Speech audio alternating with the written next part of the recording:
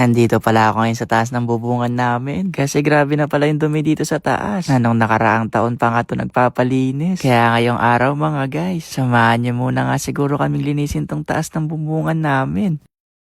Hello mga guys, eto na nga yung New Year's resolution ko, yung maging masipag. Kaya kung nakaiga ka pa dyan, galaw-galaw. Chot. Hindi, matagal ko nang gustong akyatin yung bubungan. Nasabi kasi sa akin yung last na umakyat dito, marami ng kalat. At saka kapag umuulan mga guys, tumutulo yung tubig sa loob. Kaya kailangan na rin akyatin. Napag-akyat ko nga mga guys, eto na nga yung bumungad sa akin. Grabe, sobrang palang daming dahon na natuyo dito. Nasa sobrang kalat, parang may mga nag-New Year din dito sa taas. Nahiya tuloy ako. Kasi yung mga kapitbahay ko dito ang lilinis ng mga bubungan. Nasa bagay mga guys, kung hindi ka naman naakyat sa taas, di mo makikita yung bubong.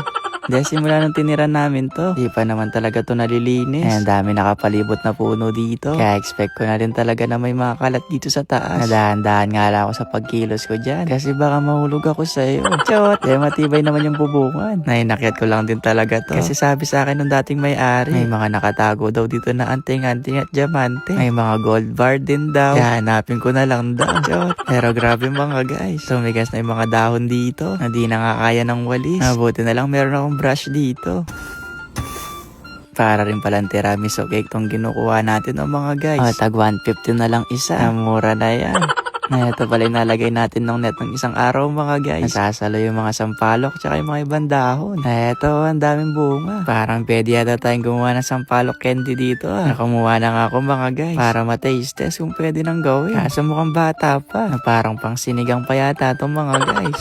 Pero tinaste ko na siya dito. Kaso mas maasim pa siya sa suka. Pero pwede yung pangsigang mga guys.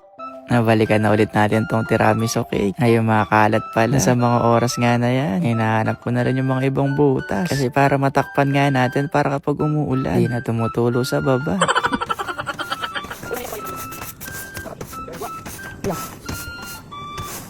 Mabilis lang din naman siyang linisin. Lalo nga kung itong brush yung gamit mo. Sumasama na kagad yung lahat ng natuyong dahon. Pero syempre mga guys, mas mabilis to kung may tutulong sa akin, no? Na eto, pinakit ko na rin si ate pagkatapos niya maglinis ng swimming pool.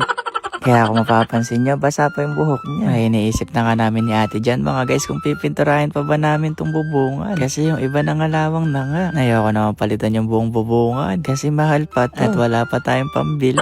Ay nako, di ko alam mga guys yung rest house pa ba ito patatawag. Kasi simula nga nang tumira ako dito, mabibilang ko lang yata sa daliri ko kung ilang araw ako nagpahinga dito. Lahat linis yung ginagawa namin dito.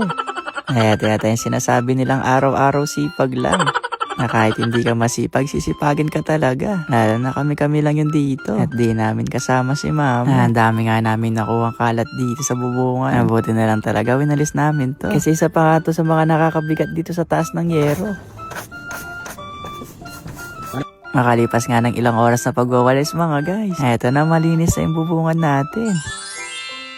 Ang ganda ng anting nandito sa taas. Napagbaba nga namin. Nagluto na rin si ate. Magluluto nga daw siya ng sinigang. Medyo nakakaluwag-luwag nga ngayon mga guys. Kasi salmon nga yung isisigang natin. Na-deserve natin kumain ng ganito ngayon mga guys. Kasi nakakapagod nga maglinis sa taas. Kaya sa mga hindi pa nakakapagluto dyan, magumpisa na siguro kayo magluto kasi maggagabi na. Na mabilis lang magluto si ate. Ito nilalagay niya na nga yung talbos. Ito na yung finished product mga guys. Tara, kain tayo. Sige na, hanggang dito na lang yung vlog namin. Basta hanggang dito na lang. Ayun lang.